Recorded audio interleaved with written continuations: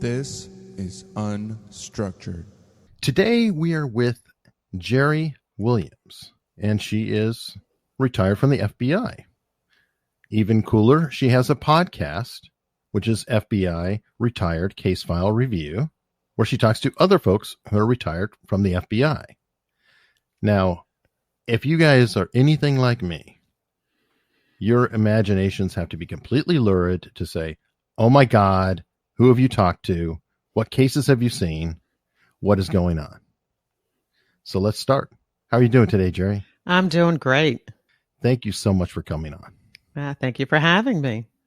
Now, I have a group called Unstructured as well. It's kind of tangentially with the podcast, but it's also friends. And I put out a call for questions. So, of course, I have to get cheeky questions that come in. So we'll start off on a high note. Okay. Where's Jimmy Hoffa? Oh, I wish I knew. We should say, all the places he could be, because he probably isn't together in one piece anywhere. Actually, on that note, I think I read something like they found where he was killed, like in blood trails or whatever, like in the bottom of a basement somewhere. But yeah, he's probably little bits of pieces all over the country, or maybe just disintegrated in a big vat of acid. But our minds could take us all over the place as to where Jimmy is. Poor Jimmy. Yeah, poor Jimmy. But then he kind of did get into bed with maybe the wrong people. Yeah, I think so. All right. Now, seriously, though, you really didn't work in organized crime. I believe you worked in financial crime and fraud, things like that. I spent most of my career doing white-collar crime, economic fraud, so advanced fee schemes, business-to-business telemarketing fraud, Ponzi schemes. That's the kind of thing that I did, and it was fascinating. I can only imagine. And I'm curious, all these check cashing stores. Yes. Is there an unsavory element tied with them? I don't know. I guess some of them possibly. I mean, anybody who will cash your check and claim 10% or more of it is certainly not looking out for your best interest. I guess that's an ethical question. I just didn't know, because there seems to be so many of them that I don't know which one seems shadier, them or mattress stores. Now that's a wide comparison. Well, I mean, have you ever driven around and say, how can there be 4 mattress stores, one on every corner? I mean, how often do we replace our mattress in our bedroom? And the other question is, how many people go in those stores? I mean, when I buy a mattress, I'm going to probably a furniture store or Macy's or, somebody that I know and I trust. Just a random mattress store kind of scares me. Exactly. And actually, I have gone in them, and they're usually, I'm the only person, or there might be another. Yeah, but then they tell you that this mattress is better than that mattress, and this is, luxury. And how do you know? How do you know? Exactly. Now, I guess more in your note, have you dealt with any frauds that we should look out for, like charities or potentially religious groups or any? Can you describe some of the? Yeah, well, I can talk about business-to-business charity fraud, because I think that may be one that a lot of people know about it. And that's when, somebody calls you for a donation. And even if the organization is quasi legit, the charity is only going to get a very, very small percentage of your donation. So if you really care about a particular charity, then I would contact them directly and provide them with their donation. And there's been, I guess, a couple of those, especially dealing with veterans, right? Yeah, absolutely. Veterans. And they also have the police, benevolent, society calls you. And if your local police gets any of that money, it's a very small percentage. So if you really care about your local police department, then you want to go ahead and give them your donation directly. And they might have local fundraisers that they're putting on themselves and maybe attend those. Yeah, exactly. Yeah. Yeah. Another thing is advanced fee schemes are also very prevalent. And that's when you're looking for a loan. Maybe you want to create, a new business and you need capital.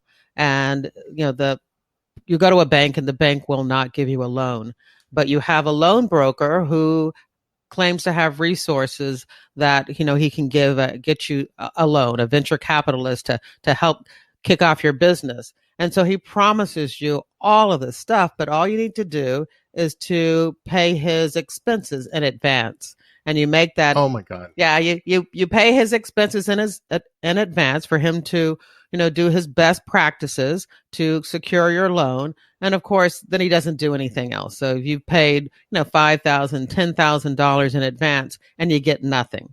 And the reason that it's a fraud is when you go in and he has no resources. He has no contacts or connections. He never had the ability to get you that loan. Well, that's fraud. Isn't that just a variation of the old con? Oh, yeah. They're all a variation of the old con. Yeah, the whole thing of I've got $500 in here. I need the $40 to go get in there. Or I've got this suitcase with diamonds or whatever. Yeah, and it's an old con, but it must work because, through the times, they keep using it and keep using it. I'm going to sound cruel, but I feel like people can be suckered by a con if they're greedy. Absolutely. And I'm plugging a book, but my last crime novel is called Greedy Givers.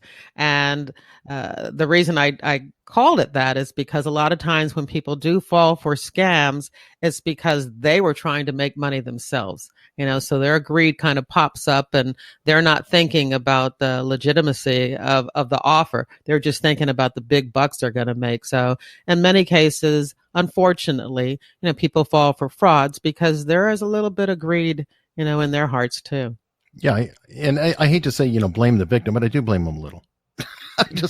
I know that's terrible, but it's like, okay, if I feel much sorrier for a victim of, say, Enron, where they just kept investing their wages, their money into their own company, which they felt, hey, I'm working for this legitimate corporation and helping build it and being a part owner. That they I don't feel are guilty. I feel like they're just investing in the future for themselves and for their employer. Right. They're victims. They're absolutely victims. But, and many frauds, are the people that participate in the fraud. They know that there's something strange going on here, that it's not totally legit, but they're willing to take the risk because they believe there are going to be some huge financial rewards at the end. And you know what they say? If it looks too good to be true, it's too good to be true. Exactly. It's like buying things that fell off the truck. Yeah, exactly. But at the same time, you cry if you get something stolen from your house. Yeah. So, what brought you into the FBI? I know you have a backstory, and I think you're spent some time in my neck of the woods even. Yes, I was. My father was in the Air Force for over 20 years, and he ended up retiring in Langley Air Force Base, which is right in Hampton, where you are.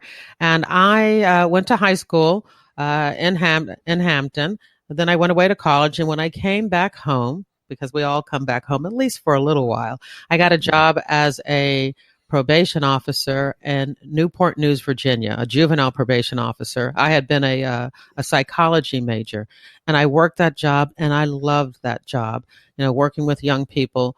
But I was a young person myself. I really was probably too young for that job, and I could see myself burning out really, really quickly.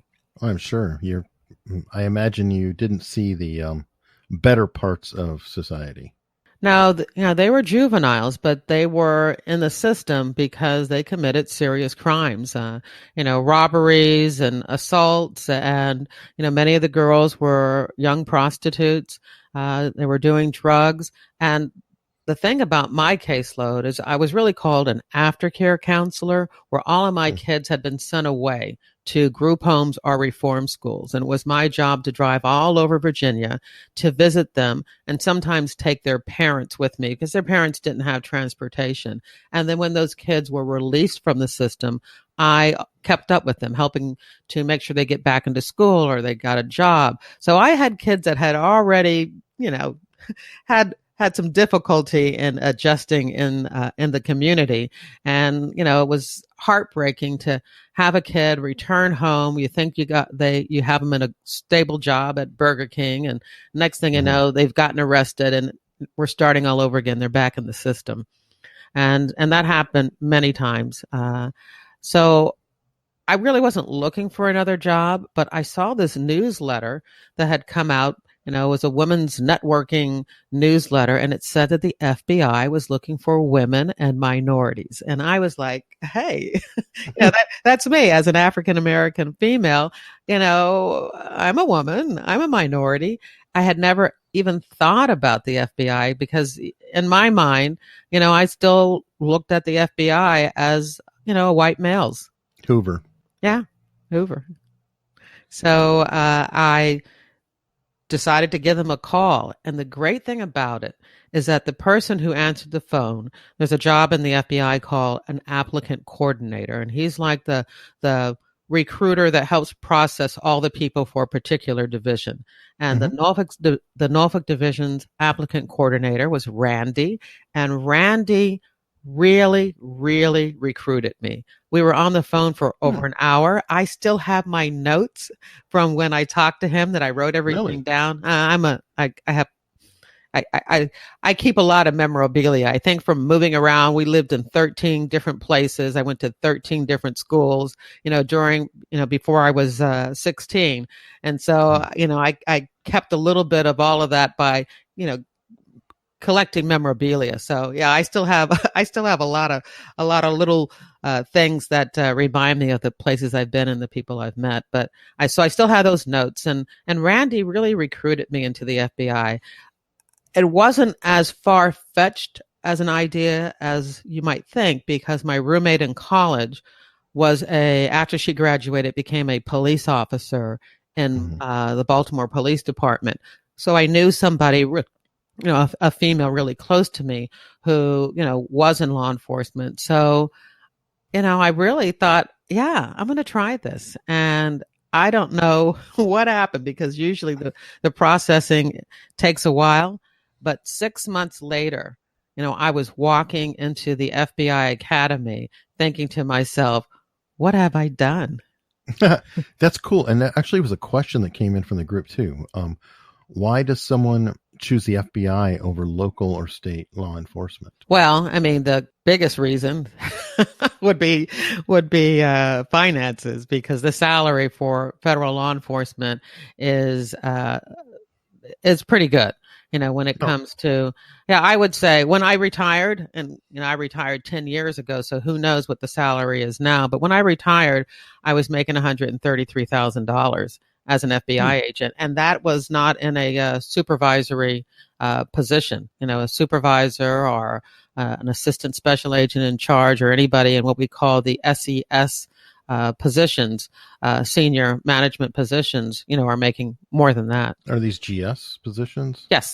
So an FBI agent at the top journeyman level is a GS 13. Supervisors are GS 14s, and they go on up. Okay. Well, I know that, when you get above GS 12, it starts to get up there. Yeah. And what an FBI agent gets is what they called uncontrollable overtime, where they're going to assume that an FBI agent is going to work overtime, which we do. And instead of paying for all the overtime that we would work and not having any idea of finances and budgets, they give us that overtime on a regular basis as long as we work 50 hours a week. So every FBI agent is required to work at least 50 hours a week. Some of those weeks, of course, when you're working all through the night or on the weekends, you're working 60, 70, 80 hours a week, and you're not getting a single bit more pay, but it all works out at the end. Well, that's cool. And that actually brings me to another question. You had mentioned before, I'd listened to an interview with you, that being an agent is like running a small business. Absolutely. Very entrepreneurial, in the sense that most agents have their own cases. So whether you're working really large cases and you only have 2 or 3, or you're working smaller cases and you have 20 to 25 cases, those are your responsibility. Nobody is standing over your shoulder looking to see, if you're working. They have a file review scheduled every 90 days. And so when that 90 days is up, you'll bring your files into your supervisor's office. He'll go through them, call you back in and go through them. How come you haven't done this? Or this is great what you've done there, and how successful this looks, or why don't you try that? But basically, you make the decisions just like you do in a business on manpower. If you need extra help, you're going to have to call in favors from your squad mates, and on resources. Do you need to pay an informant? Do you need to buy some equipment? So all of those decisions are yours as a case agent. Nobody is, standing, like I said, no one's standing over your shoulder watching you. You are expected to be in control of your cases and make those important decisions. Well, that brought me to some questions when I was thinking about that, because I'm wondering, how do you prioritize? What decision is more important at which point? And if you have a case example, or you can even make one up, how would you go about your day and say, okay, getting these interviews are more important than this. I need to do this first. How do you organize? Well, I think you're absolutely right about interviews. And, so initially you're going to try to gather as much information as possible. Now, if it's a case that you want to keep covert, you don't want anybody to know that you're investigating it, then you may not do interviews right off. But if it's something that everybody's aware of, and a lot of times in white collar crime cases, what makes them different than other criminal cases is that what happened. Somebody's coming in and they're saying that, I was bribed, or they were saying that, this is, I was defrauded. So what happened, and what you're trying to determine is if what happened was really a crime, as opposed to a bank robbery where it's a crime. You're just trying to figure out who did it. But a lot of times in white collar, who did it and what was done. But now you got to prove that it actually was a crime, that it wasn't just a contract dispute, that this was a fraud. You're looking for evidence to prove that this person told a lie or was deceptive in some way in order to gain something of value. That's basically what a fraud is, when you tell a lie or you're deceptive in order to gain something of value. And so you're looking for that. A lot of times it's talking to people and interviewing them. Many times it's going through documents, going through boxes of papers and just looking at what was written, what was said, what was emailed, what was, sent through the mail. And some people hate that. I absolutely loved it. It was like going through, a treasure trove, looking for, that little thing that's going to help you make your case. Really, I was actually told one time that if I'm ever called to federal jury duty, pray that it's not a financial fraud case. Oh, they're really exciting. Think about it. Just think about all the ways that a person can try to steal somebody else's money. Sure. Don't you want to watch that person? Don't you want to see what goes through his or her mind as they're, trying to scheme and scam and take somebody's money? One of my favorite lines, and I don't know if I made this up or I stole it from somebody, but with a gun, you can steal hundreds. With a pen, you can steal millions. And that's so true, But it also makes me wonder, too, there are some slippery characters out there. And have you come across cases where that these people are shady, but they managed to toe just enough in the gray area that you can't quite say it's criminal, sleazy as hell, but not fully criminal? Yeah, unfortunately, in my career, we had complainants come in and they showed us what happened and they told us what happened. And, looking at it, it's like, I don't know if we have enough here to, prove that this is a crime. And a lot of times it would mean taking those documents over to the United States Attorney's Office, to a federal prosecutor, and asking them for their prosecutorial opinion, whether or not there's a prosecutorial merit for this to be an investigation, because you don't want to spend all your time investigating something if there's no way you're going to be able to prove that it's a crime. And I feel sorry for those people who, may have signed a bad contract, but signing a bad contract is not the same as being defrauded. And sometimes, you can tell right away that this is not a situation that the FBI is going to be able to investigate. Now, do you ultimately have to put a case together essentially to sell it to the Department of Justice to actually bring forth charges, or am I off in my head? No, in some situations that may occur. That I think I got a great case, and that I put together all the elements that prove that this is a crime, and I might go into a federal prosecutor for whatever reason, and what we call them AUSAs, an assistant United States attorney, and they don't think I have enough, or they think there needs to be more, or they don't think anything's there. I have never had a case that I've worked where they turned it down. I would just go, I needed to get more evidence. I went out and got more evidence, but I don't want to waste my time either. So when I would open a case and start looking at it, I would proceed because I thought, yeah, we got something here. Okay. But they do make the ultimate determination? Well, they're the prosecutors. So in that sense, I can investigate everything I want to investigate, but it's not going to be, in court unless the prosecutor decides, it's something they want to prosecute. So the FBI does not work for the U.S. Attorney's Office. We are investigators. We investigate the case, but we know to investigate the case and pull out the evidence and the elements of the case that is going to make it profitable in the sense of, wasting or using your time for a prosecutor now to take that into court. So it's not completely different than a city police department investigating for the district attorney. Yes, that would be a good analogy. Mm-hmm. I'm curious, how did the FBI change over the course of your career? Because you said you retired 10 years ago, so I would imagine 9/11 threw something into it.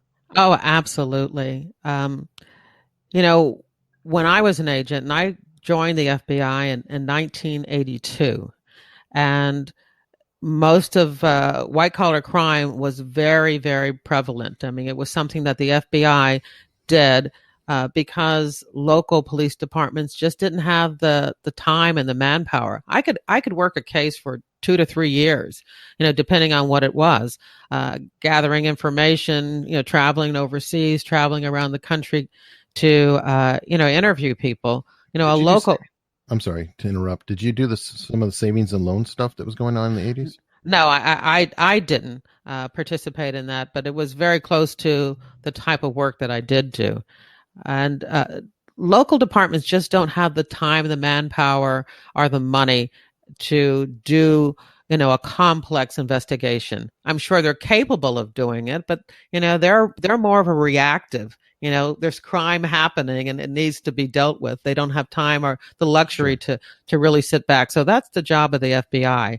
And so cases like that after 9/11, we continue to work them, but not at the same level. And that was kind of sad for me. I knew that the FBI needed to change, instead of just being a law enforcement agency, we took on the responsibility of also being intelligence driven, trying to prevent a crime, not just investigate a crime after it occurred.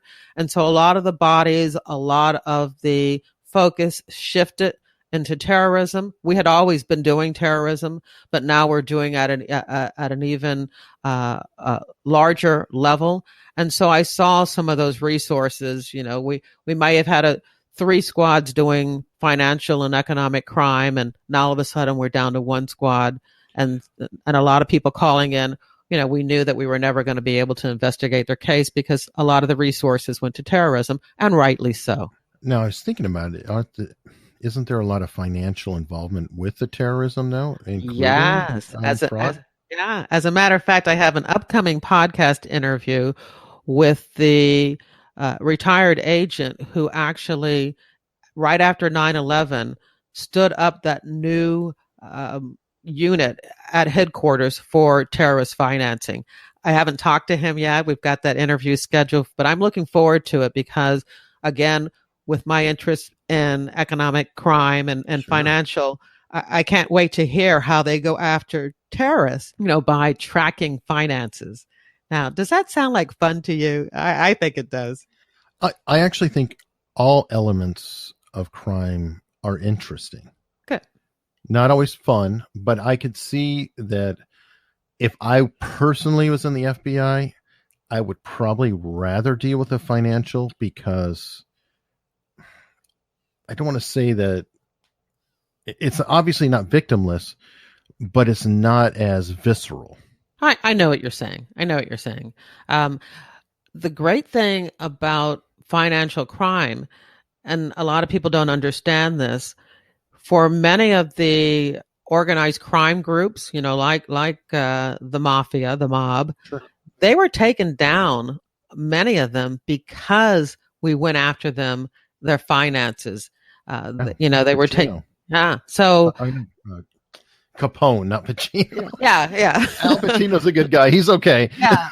I think that was an IRS case, but definitely that's the type of thing that we're talking about. And the FBI has been able to dismantle many organizations by going after them, financially, finding the crime, convicting them of the crime, and then with forfeiture, taking all of their money, all of their property, and leaving them with, nothing.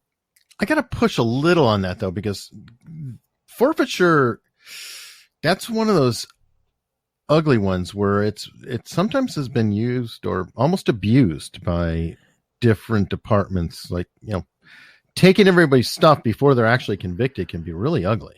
Right. That doesn't happen in the federal system. In the federal system, that's like, it's almost like, after the person is convicted, then there's a whole forfeiture hearing or forfeiture trial where you have to prove, why this particular home or this particular bank account was part of the scheme. But I have heard situations in local crimes where, say a mother's son was selling drugs out of the house and now her house is forfeited. That doesn't really occur in the federal system. And it is sad to hear where, parents are penalized for the actions of their kids. I would almost argue that it's fraud going the other way. Yeah. Because there have been cases of it with some departments that have, shall we say, lived very well on it with some salaries and things that have come out. So yeah, that's always trouble. Yeah. I did a podcast interview, and I can't think of the name of it. I think it was Tenahog Police Department, and it was a police department down in Texas that was stopping motorists. There was like a highway that went from Mexico through Texas that was known as a big drug highway. And so they would stop people, and if they found large amounts of money, they would seize that money. And a lot of the times the people never came back, to yeah, what are you going to do about it? Yeah. Their money was seized. The case became an FBI case because the police department stole the money. Somebody in the police department was stealing the money that was being seized, and that became a police corruption case. Oh, that's funny. Okay, so essentially the police department is stealing the money from people, and then somebody in the department is stealing the money from Yes. I love it. And the funny thing is that they probably reported it because, hey, somebody's taking our stuff, but their own activity was potentially extremely illegal. Right. And so, or they just were scared, they just, their money was seized. They were given a ticket to come back to the small town in Texas to go to court to prove that they had legitimate reason to have the money, and they just continued on their way and decided not to take the chance of returning. And so there were no court cases. Nobody was ever taken to court. This money was money and drugs, was stacking up in this evidence room. And I guess one of the officers decided, no one knows, no one's coming back to claim this, and decided to pocket some of it. But it was discovered. They finally did an audit and it was discovered. It's a great case review. I've got a lot of really great case reviews. No kidding. I'm having such a great time. So I've had tonight I'll post my 139th case review with retired agents, talking about some of the FBI's biggest cases like Oklahoma City bombing or the Unabomber or, Madoff. Dahmer's recently. Yeah, I had a case agent on who spoke to Dahmer 4 times and interviewed him 4 times. So I have some big cases, but then I also have interviews with FBI agents for cases that you've never heard of that are also just as, fascinating and interesting. I'm having such a great time because, as we mentioned, I worked economic crime most of my career. I did work drug cases. I did participate in drug investigations because for 4 years I was assigned to our Cherry Hill office. Cherry Hill is in New Jersey, but the Philadelphia office has satellite offices throughout Pennsylvania, and they have the one office in Cherry Hill covering 3 counties in South Jersey, where I actually live. And so when I was in that office, I would participate in arrests and searches that were made in South Jersey, especially in Camden, New Jersey, which at the time was considered one of the most violent cities in the United States. I imagine it's funny. I think the FBI would be extremely busy there because there's so much crime and they're all crossing state lines. Yes. So the jurisdiction would naturally fall to you. Yeah, absolutely. Well, we're busy doing all kinds of things. There are people doing espionage cases and public corruption and, drug investigations and cybercrime. There are just so many things. There's over 200 violations of federal crime that the FBI investigates. So, there's always an opportunity to learn how to investigate all kinds of things and participate in that. All you need to do is raise your hand, even if you're on, a squad that does white collar. If you really want to go out and hang out with the, fugitive squad, then, you can do that too. So it's a great job. Do you have any collisions with other agencies like the CIA and jurisdictional problems, especially when you're talking espionage and things of that sort? It starts to get blurry, doesn't it? Well, not when it comes to espionage, because it's very clear. The FBI has the jurisdiction in the United States to investigate domestic counterintelligence. The CIA does not. The CIA is working overseas. They're like the United States spies, but they do not investigate espionage cases in the United States. That's the FBI's role. But the FBI also will go to embassies and things like that. Yes. Now the FBI has what we call legal attaché offices. So there is an FBI agent or an FBI presence in almost every country overseas, where there's usually 1 to 4 or 5 agents who work out of the U.S. Embassy, but they don't actively work on investigations because we don't have the jurisdiction to go to another country and investigate. But we work hand in hand with the law enforcement and security agencies of that country in order to get our investigative needs handled. So if somebody in California, has a witness that lives in France and they want them interviewed, then they will send a communication to our legal attaché office in France, and then France will coordinate with the French police to have that person interviewed. Now, in many cases, there is no problem with the FBI agent accompanying the French police in order to, have that interview conducted. Sometimes the law enforcement agency in that country wants to handle it on their own.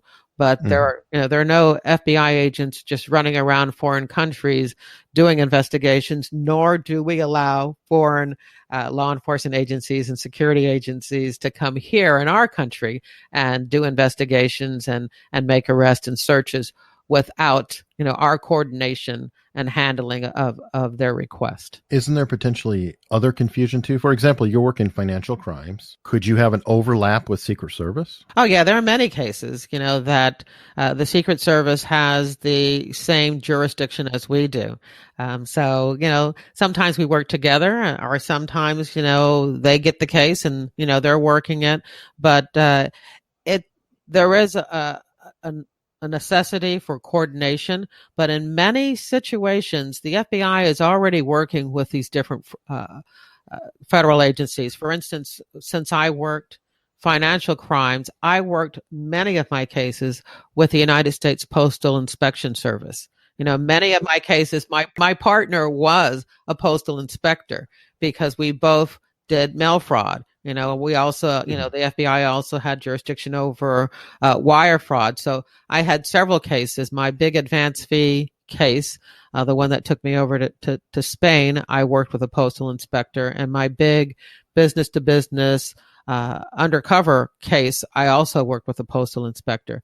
But in many cases, I was working with an IRS agent too. Not to be silly or jaded, but are there too many agencies? I mean, I hear this overlap, and I'm saying, why do we need these separate groups when you're working together anyway? Well, I can tell you this, that there is so much crime out there that no, I don't think we have enough people working these crimes, and everybody has their niche. So there are things like that the Secret Service is in charge of counterfeit currency.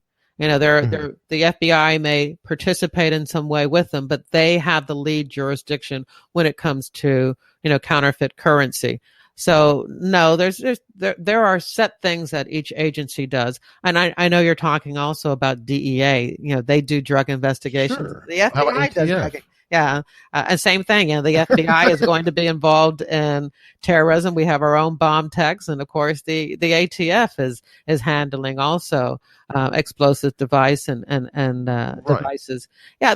There is and IRS and ATF, they go against each other or overlap because of the alcohol and the tax ties. Yeah, but you know what? It works out. I think one of the biggest, and we haven't really talked about this yet because this is the whole focus of what I do is to talk about the cliches and misconceptions about the FBI. And one of them is that we don't play well with other law enforcement agencies and federal agencies. And that is just so untrue. I mean, way before 9/11, we had task forces in our office where you may have a fugitive task force or a drug task force where we actually have police officers and U.S. Marshals and state troopers and warrant officers working in our office. Their desk is that's where they come to work every day. The FBI pays them. They are a part of an FBI task force, and we work hand in hand, combining our manpower and our resources. And we've always done that. And now, of course, after 9/11, we had the Joint Terrorism Task Force, the JTTFs, where again, these agencies are working side by side. They're not just sharing information, from one agency to another. They're sharing information one agent to another because they're partnering up and we're investigating this as a big team. Okay, so the very popular storyline of I am the seasoned rugged cop and investigating this case, and the FBI comes in and Bigfoots me is a trope. Oh, it is definitely a trope. And, and the sad thing about it is that it's almost self-perpetuating. So, if, for instance, a local police officer has never met an FBI agent and they watch Die Hard, where the FBI agent came in and did just what you said, then, they may start, backing up and thinking, oh God, here comes the FBI. And it's just not true. The FBI does not have a local police department is not subordinate to the FBI. There is not like a hierarchy where the FBI is in charge of or, can rule local police departments. That's just not true. We're a federal agency and they're a local agency, and we each have our responsibilities. And so, just the thought of an FBI agent trying to come in and take over just can't happen, because we don't even have, that jurisdiction or that ability. In many situations, people don't understand that if we were working with a local agency, maybe on a fugitive matter or a murder, once that case has been solved and we know who the murderer is or the kidnapper is, we've caught the fugitive, a lot of that time he's prosecuted in state court.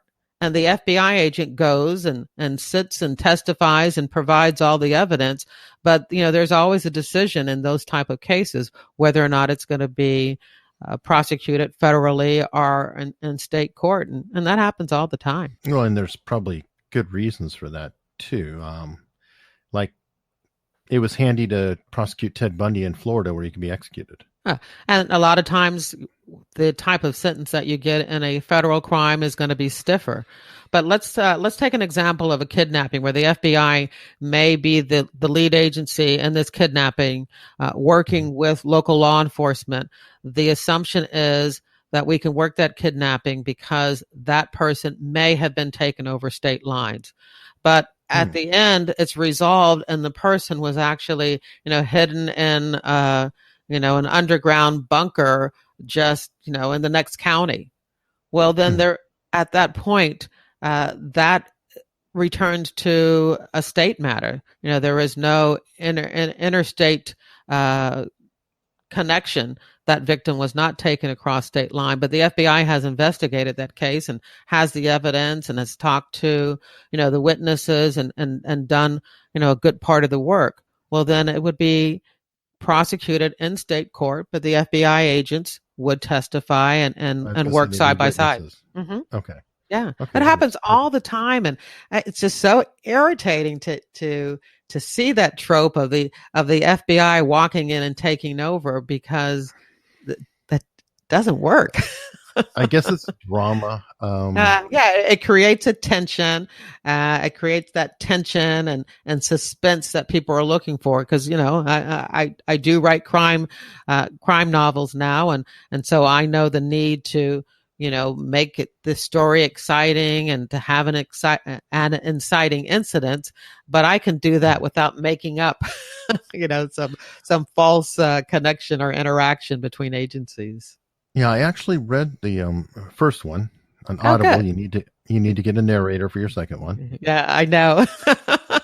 I'll work on it. Yeah, Pay to Play was actually inspired by a true case here in Philadelphia. So there was a licensing and inspection commissioner who did go into strip clubs and take bribes and take all kinds of freebies, for in turning. The big city? Shocking. Yes, shocking. And there were actually two very attractive female FBI agents who investigated that case. And as I was talking to them as they were doing the investigation, I thought to myself, I've always wanted to write a crime novel. And this is the case. So I said to them, are you ever going to write a book about this? And they said, no. And I said, well, can I? And I actually got the chance to sit down with them and go over all the newspaper articles. And so the book was inspired, Pay to Play was inspired by the case. But of course, I added all kinds of, characters and compromising. Yeah. Actually, I wanted to go into that because there was a bit more depth to it than I expected. It wasn't just a straight out crime book. I think you're underselling it, actually. Oh, thank you. I would argue there's actually more of a character study. Oh, yeah. Yeah. And questionable actions taken by most characters. And I'd say the separation of who could be considered good or bad was based on intent. Yes. Yeah, I totally agree. When I wrote the book, I knew that some people who were looking for the FBI to be totally white hat, totally straight, totally pure, totally the good guy, might not like this book. But luckily, I mean, I don't know if you've seen the reviews on Amazon, but they're most. I think there's 77 or 76 reviews, and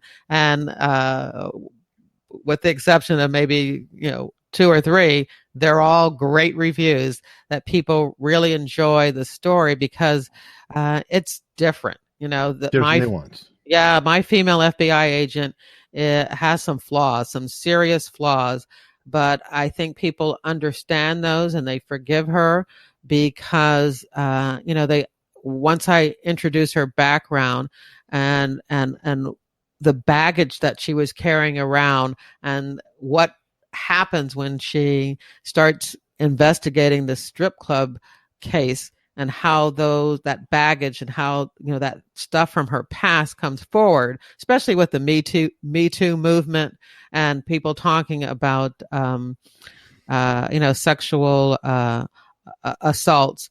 I think they're pretty understanding of what makes her do the things that she does.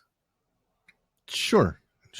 And well, you say that, sure. So did you like her? No, I do like her. Okay. I'm trying to think if that's. I would empower her even more. Oh, good. That she's making decisions, and yes, she's influenced by her past, but she is also making her own mistakes. But she's also owning her mistakes. But she's hiding her mistakes. There's a lot more complexity there than just saying, "Oh, I'm a victim. Woe is me." Oh, yeah. She's very well realized character. So I just feel like you're again underselling her slightly because she has challenges, and some of these are brought on by herself. Yes, and her male her male counterpart too. Her partner, especially in that. Yeah. Yeah. And so this is actually a series. So in book 2, she continues to look at what she's done and trying to there's that area of redemption where she's looking at how to face what she's done, both as an agent and as a wife. I'm really, really pleased with book 2, which is called Greedy Givers. And cool.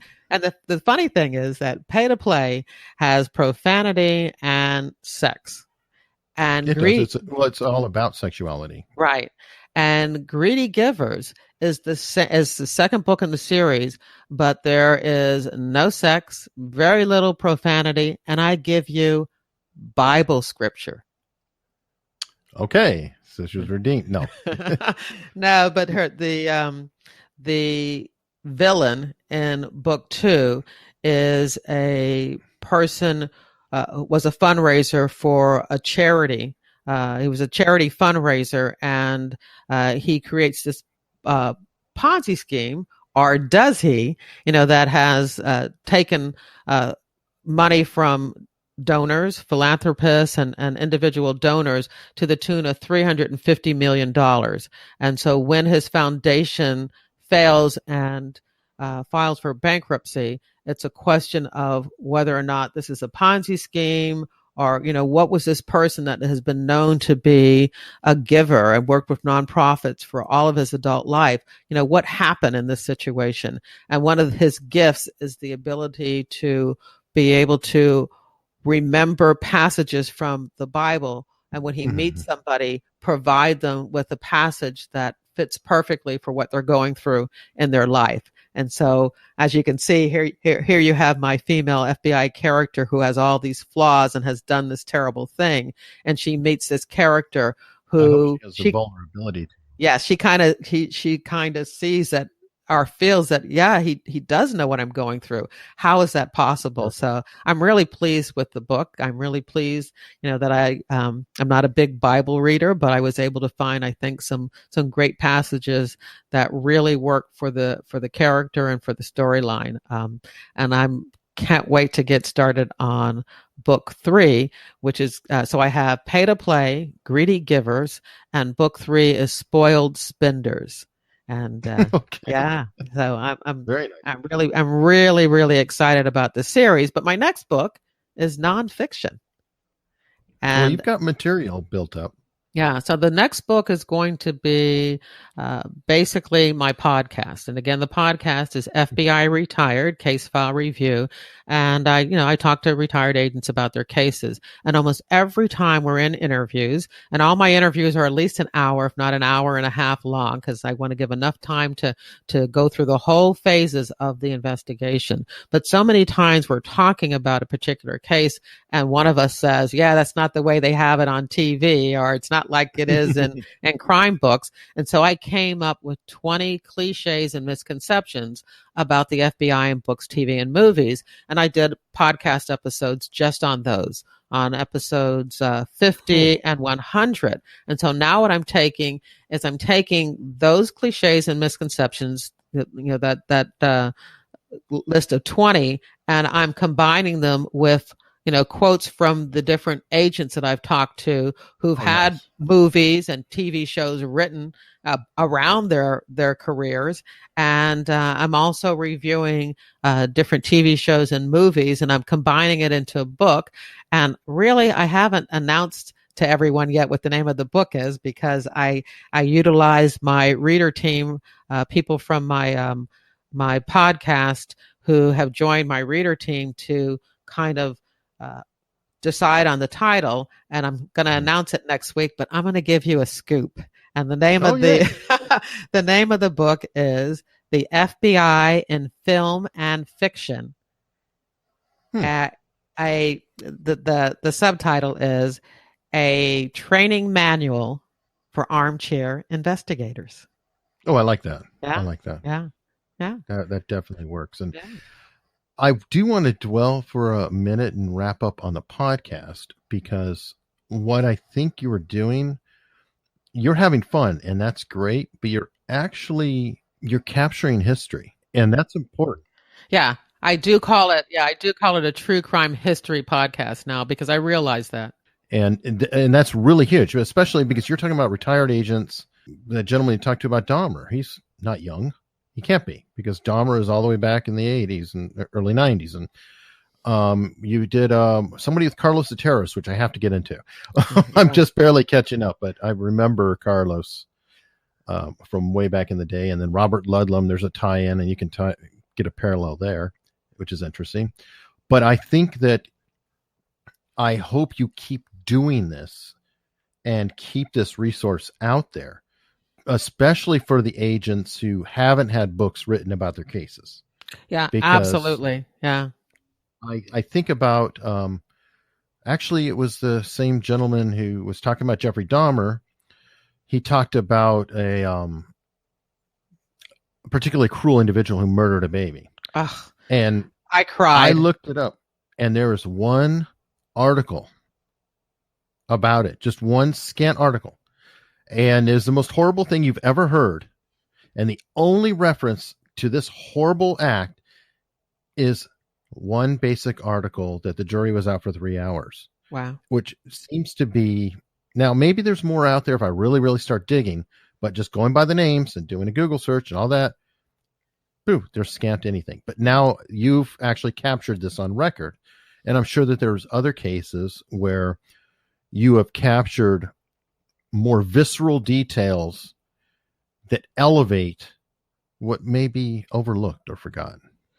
Yeah. The funny thing was, when I started the podcast, and I've told everybody, this many, many times, is that I started the podcast in order to build a platform for readers. I knew I was going to have a book coming out 9 months later. And so in January, I started the podcast thinking, okay, let me find my audience of people who are interested in stories about the FBI. And, that's what I began. And I began calling my friends and then reaching out to case agents of some of the bigger cases. And it just grew and grew and grew. And then was that October? I think it was. My book came out in September, and October of 2016, we all know what happened. Director Comey had his press conference, and all of a sudden the FBI was catapulted into the political scene.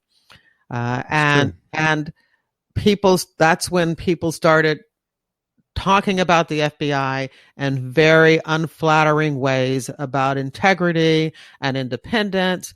And that's when the podcast became a mission. And to the point that I've just recognized that my writing took a huge backseat. The podcast is very popular. I'm, like your show, on the top charts and iTunes. And I've been very proud that the podcast has reached an audience like that, international audience. But I kind of put my book writing in the background, and so I'm gonna rectify that in 2019. Hopefully, that the podcast will continue. It will always continue as long as I can find agents to come on. But I will be working more for what I love the most, which is writing crime novels. But back to the podcast, it is a mission now, and I really, I'm seeking out some of those agents that, as you said, don't have books, and that I really would like to get their take on different cases recorded. Definitely. So they're the soldiers. And I think what we've run into, because I'm not impressed with some of Comey's actions personally, but I'm not going to hold an FBI agent accountable for that because he's a politician. Comey is a politician. When you get high up in the ranks, just like I was in the military, these generals are politicians. I don't care how you break it down. In order to climb that high up, you are a politician. But how that general act says nothing about the sergeant who's out there with the platoon. And I imagine that's kind of what you are feeling now is, wait a minute, not every FBI agent was J. Edgar Hoover. J. Edgar Hoover was a scumbag. Most people would agree. But the agents who were doing the job and stopping the crime were doing their job and stopping crime. Well, I guess I'm required to defend J. Edgar Hoover. He did do some things that were definitely questionable and might even have been criminal. But I have to say, I don't have any pictures. I don't keep his picture anywhere near in my office.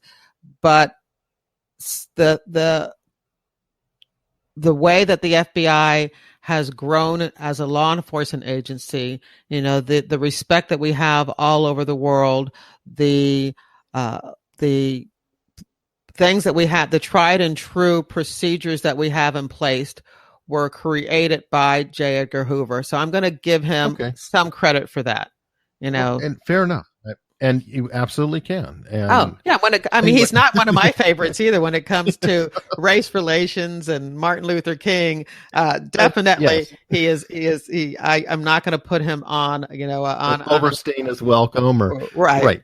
But for establishing an agency and getting it off of the ground, yes, and being an organizer and putting together the organization, phenomenal. Yes, and Howard Hughes was a genius too, who went nuts. So totally agree. Totally agree. But I felt it necessary to defend him at some point. But one of the great things, like one of the podcast episodes I have is with the case agent for Watergate. Now he's in his 80s and he never wrote a book. He, very seldom did interviews. And so to have Angelo Lano on my podcast talking for an hour and a half and, was fantastic. There's a lot of cases that, the case that I have now that's being posted, episodes 138 and 139, are with two case agents on a corruption case. It was a Cleveland Police Department corruption case. And one was the case agent and one was the undercover agent. And it was a fantastic case where they convicted 30 Cleveland police officers for taking bribes. And that case they've never spoken about that case in public. They've never written a book. They've never had a presentation. Yeah. And so, I'm really proud to have them on the podcast, sharing how they did this case. It's I'm having a great time, and I'm really feeling. I told you when we first started how I like to correct memorabilia. You know, how I've collected all of this stuff from my past, and so collecting these case reviews is just an extension of that. What a perfect way to wrap it up. And I have to say, I like you very much, but I'm kind of annoyed with you because now you're going to eat up a bunch of my spare time. I have to study. Catch up with the backlist. It's all there waiting for you. Oh my goodness. I'm going to have no time left. Well, hey, thank you so much for coming on and sharing all this with us. It's my pleasure. Again, I'm trying to get the message out to people about who the FBI is and what the FBI does. And you can find all of that on my podcast, FBI Retired Case File Review.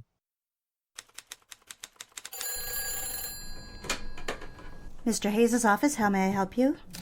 Andrea, it's Marilyn over at Kennedy Parker Construction. Hello, Marilyn.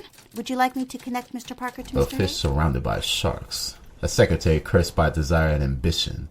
Introducing The Diarist by Donna Barrow Green. The Diarist, an addictive psychological thriller, satirical, suspenseful, and full of twists. Available on iTunes or anywhere you get your podcasts. Yes. I'm sorry if I've hurt your feelings. Or if something I've said has led you to believe I think you're incompetent. It's just been so long since you've given me any encouragements or compliments on my... Andrea, I do notice you. I like that blouse on you very much. You look very pretty just as you are right now. Oh, well, It's very pretty on you. Thank you. What sort of fabric is it? It's silk? It's lovely. You have excellent taste in clothes. I notice. Would you mind removing your cardigan? My sweater? Yes, so I can see the blouse in its entirety. Why?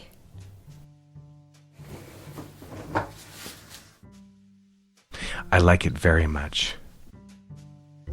You see, I do notice you. You know that, don't you? I don't have to tell you I notice these things. You know when I like something, don't you? I don't know.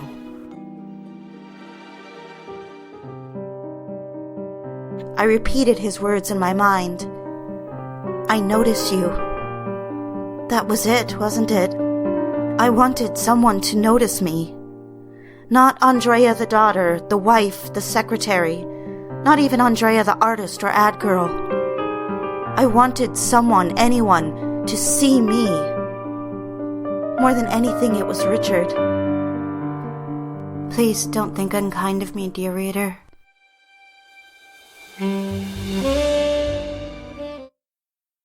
Was A Quiet Place inspired by Signs, It Comes at Night, and War for the Planet of the Apes? Was Ready Player One influenced by Avatar, Wreck-It Ralph, and The Last Starfighter? Is The Hurricane Heist more influenced by Sharknado or Geostorm? These are the kinds of questions my guest co-hosts and I discuss on my podcast, Piecing It Together. Every week we look at a new movie and try to figure out what other movies inspired it. Whether it's the story, the character development, tone, or even use of music. Every movie was influenced by something that came before it, and we want to figure out what. Check out Piecing It Together on your favorite podcast app or check us out on piecingpod.com. You can also follow us on social media at piecingpod. Piecing It Together is a part of the All Points West podcast network.